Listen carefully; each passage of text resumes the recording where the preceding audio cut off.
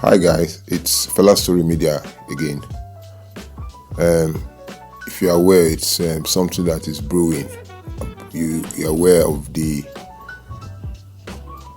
USS Abraham Lincoln task force has been dispatched to confront Iran, and we keep hearing them talking about democracy and overthrowing the mullahs, but it's much deeper than that. So we at Fella Story Media and in collaboration with Defense Watch Africa will aim to give you a bit of deep dive into it. This is just like a 5 minutes. I'm not going to talk too much, but if you want to know more, you need to go to the website www.defensewatchafrica.org. So what we want to talk about today, I'll give you a breakdown. It's called Iran, Trade Corridors and the Battle for the Global Economic Order. What Africa must understand. Because we are Defense Watch Africa, we are watching Africa's security frontline, and Africa is not a bystander. So this is what Africa must understand. For decades, Iran has been discussed almost entirely through one lens: nuclear weapons. But that focus hides a far more important reality. Iran's real power is not nuclear. It is geographic, economic, and structural. In the emerging multipolar world, Iran sits at the center of a quiet challenge to Western economic dominance, and Africa cannot afford to ignore it. Iran occupies one of the most strategically valuable locations on Earth. It sits between Europe and Asia,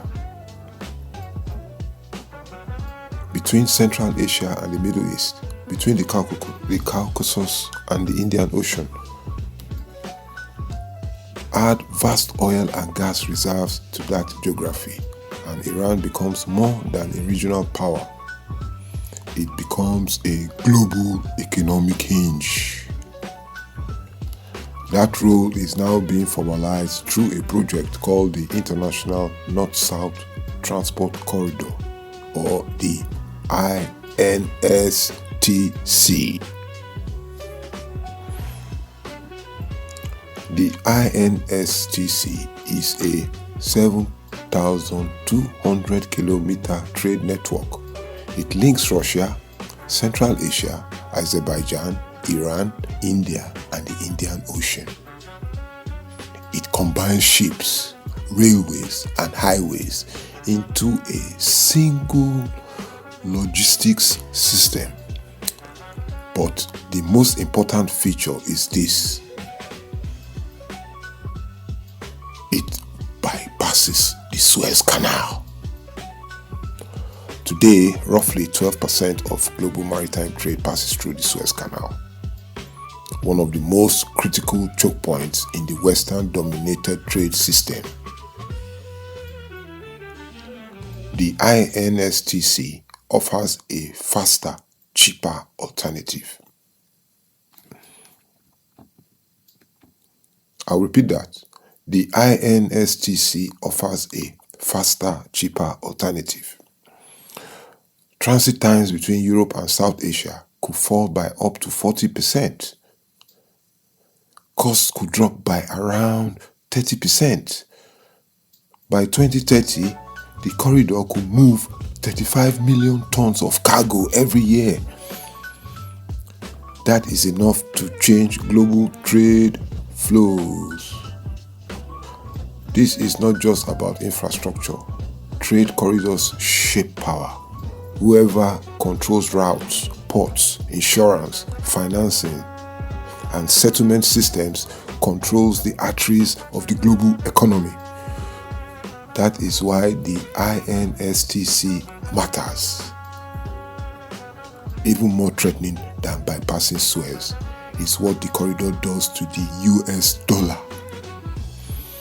The INSTC allows participating countries to trade in national currencies. I'll repeat that again.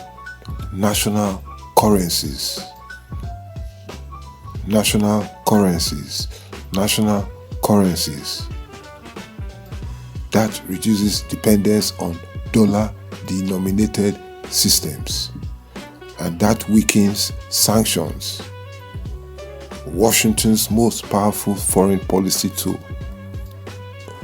Sanctions work because the United States dominates global banking, trade finance, shipping insurance, and currency settlement. The INSTC helps create a parallel system. A system where sanctioned states can trade energy, commodities, and manufactured goods without touching Western financial infrastructure. Imagine that. This is why Iran alarms Washington. Tehran is not just resisting sanctions, it is helping design a world where sanctions matter less. Iran's importance also lies in geopolitics. The corridor strengthens a growing Russia-China-Indian alignment. Russia, isolated from European markets after the Ukraine war, needs southern trade routes. Iran provides them. Moscow and Tehran have now signed a 20-year strategic partnership covering energy, transport, defense, and technology. China sees Iran as a critical node in the Belt and Road Initiative.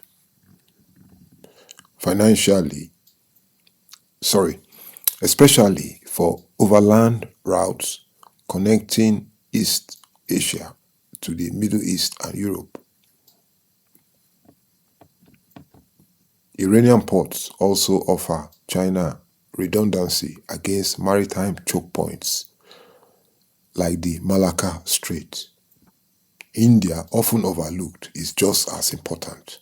New Delhi wants access to Central Asia and Russia without passing through Pakistan. The INSTC gives India strategic autonomy and leverage. Together, Russia, China, and India converge on Iran. That makes Iran a cornerstone of a non-Western economic architecture.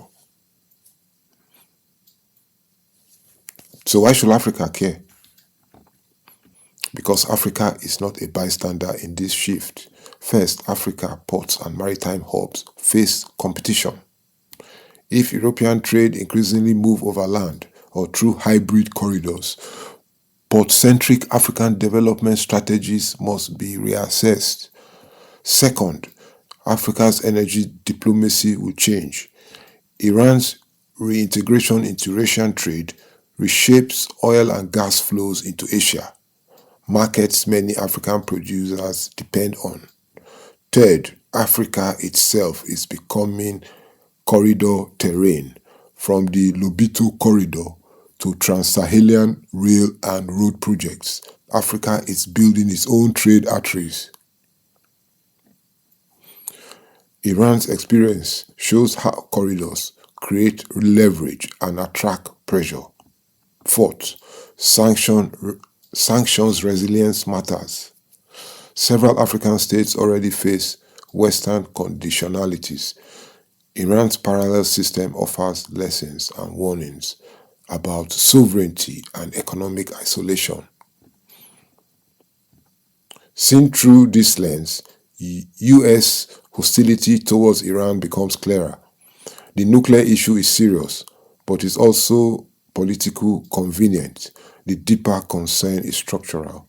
Iran enables an alternative economic order where Western leverage erodes over time.